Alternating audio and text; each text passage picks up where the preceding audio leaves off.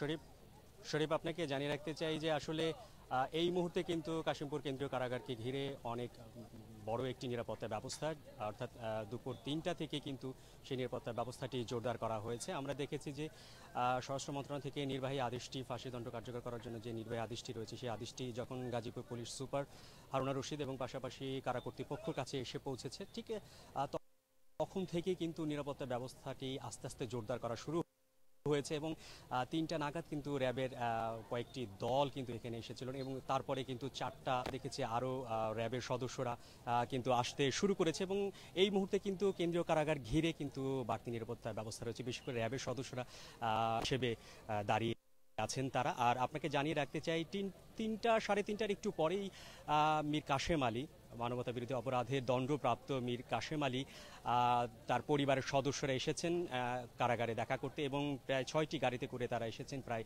43 থেকে 45 সদস্যের একটি দল এসেছে এবং আমরা জানি কারা কর্তৃপক্ষ তাদের ভিতর থেকে 23 জনকে দেখা করার অনুমতি দেবেন বলে আমরা জানতে পেরেছি, আর বাকিরা হয়তো অপেক্ষা করবেন। আপনাকে জানিয়ে রাখতে চাই, এই মুহূর্তে যে হাই সিকিউরিটি যে অংশটি রয়েছে, এখানে জানেন যে কাশিমপুর কারাগারে 4টি অংশ রয়েছে, তার ভিতরে হাই সিকিউরিটি অংশটি ঘিরে একটি ফাঁসির দণ্ড কার্যকর করার জন্য যে ফাঁসির মঞ্চ রয়েছে, পাশাপাশি মীর কাশেম আলী যে কারাগারটিতে অবস্থান করছেন কাশিমপুর পার্ট 2, সেখানেও কিন্তু ফাঁসির মঞ্চ, এই দুটো মঞ্চই কিন্তু প্রস্তুত রাখা হয়েছে। আসলে কোন মঞ্চে ফাঁসিটি কার্যকর করা হবে এইটা কিন্তু এখনও পর্যন্ত বলা যাচ্ছে না।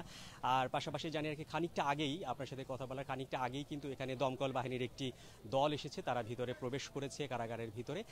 আর এই মুহূর্তে বলতে চাই যে পুরো এলাকা জুড়েই একটি কঠোর নিরাপত্তা বলয় তৈরি হয়েছে এবং আমার পিছনে আপনারা দেখতে পাচ্ছেন যে অনেকটা দূরে, বেশ খানিকটা দূরেই কিন্তু একটি ব্যারিয়ার তৈরি করা হয়েছে। সেখানে কিন্তু সাধারণ উৎসুক মানুষ, অর্থাৎ এলাকার সাধারণ মানুষগুলো কিন্তু ভিড় করছেন এবং গণমাধ্যম কর্মীদেরকেও দেখা যাচ্ছে সেখান থেকে কিন্তু পরীক্ষা করে, অর্থাৎ অনেকবার তাদেরকে চেক করে তাদেরকে প্রবেশ করতে দেওয়া হয়েছে, কখনো কখনো সেই বিষয়গুলো দেখা হচ্ছে।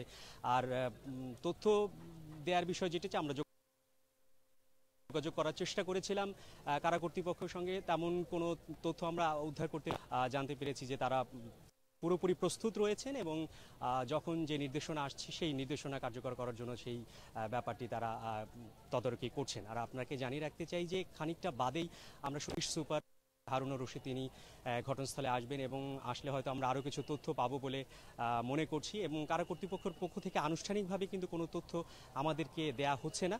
আর আপনাকে জানিয়ে রাখতে চাই যে এই নিরাপত্তার ক্ষেত্রে কখনো কখনো গণমাধ্যম কর্মীদেরকে কোনো বাধা অতিক্রম করতে হচ্ছে। সেক্ষেত্রে কখনো কখনো আমরা কিন্তু দেখতে পাচ্ছেন, একটি গাড়ি দেখতে পাচ্ছেন, সম্ভবত সরকারি কোনো কর্মকর্তার গাড়ি প্রবেশ করছে কেন্দ্রীয় কারাগারে। আমি আপনাকে জানিয়ে রাখতে চাই, সম্ভবত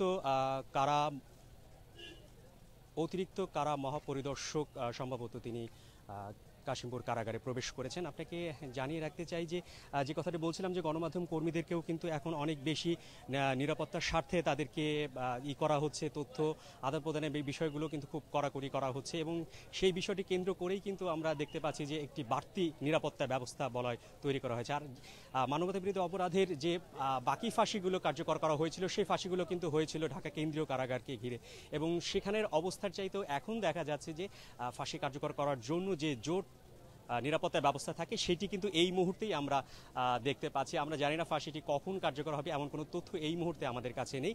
আর যেহেতু নির্বাহী আদেশটি পৌঁছে গেছে, হয়তো কারা কর্তৃপক্ষ তাদের মতো করে প্রস্তুতি নেবেন। আর আপনাকে জানিয়ে রাখতে চাই, ফাঁসির দণ্ডটি কার্যকর করার জন্য যেসব জল্লাদ প্রস্তুত রয়েছেন, শাহজাহান রয়েছেন, দিন ইসলাম রয়েছেন, রাজু আছেন, টিটু আছেন, যারা এর আগের মানবতা বিরোধী অপরাধের দণ্ডপ্রাপ্ত আসামিদের মৃত্যুদণ্ড কার্যকরের ক্ষেত্রে কাজ করেছেন, তারাই কিন্তু এখানে প্রস্তুত রয়েছেন। আপনাকে জানিয়ে রাখতে চাই যে একটি অপরাধে মীর কাশেম আলীর ফাঁসি দণ্ডটি কার্যকর হবে। শরীফ।